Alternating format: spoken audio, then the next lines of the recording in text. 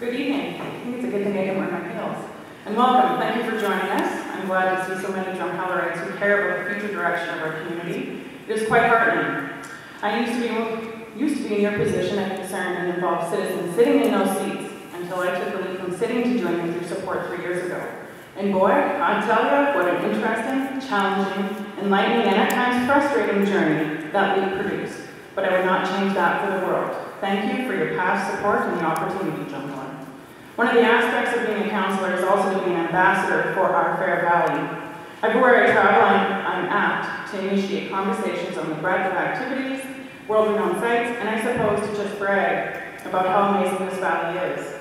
One of the common themes I hear is the awe people have just at entering the valley. They're shocked as they just come down the hill after seeing nothing up top and enter into a world of civilization. That first impression is everlasting, much like the learning curve of a councillor's first term. The curve is pretty steep, and much like our visitors, I can now see what is in front of me. After the initial awe that 3-year path led, I now feel like my feet are firmly beneath me, and now it is the time to continue some of my objectives to fruition. What a challenging June this year, to which some of us are still recovering, but just because we cleared that hurdle does not mean the work is done. Administration has worked tirelessly on gathering information and collectively putting that into a report for further flood mitigation. And with further work with the province, I'm hoping we can move forward and implement most, if not all, in the following years.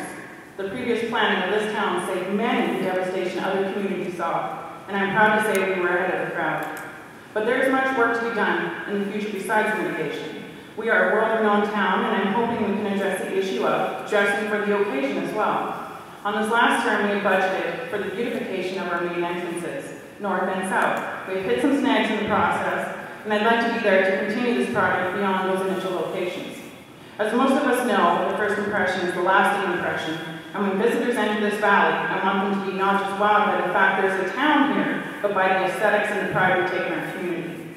So the first step has been taken in regards to the entrances, but we have much more ground to cover. And with your support, I'd like to suggest the implementation of a parks department. As most can see just by cruising the valley, we have a lot of area that could use that extra attention. From pathway snow removal to the downtown trees, the flower beds in local parks, Newcastle Beach revitalization, and the list could go on, but I'm sure you get the point. But more pointedly, the people of Drumheller have a list of wants they'd like to see addressed.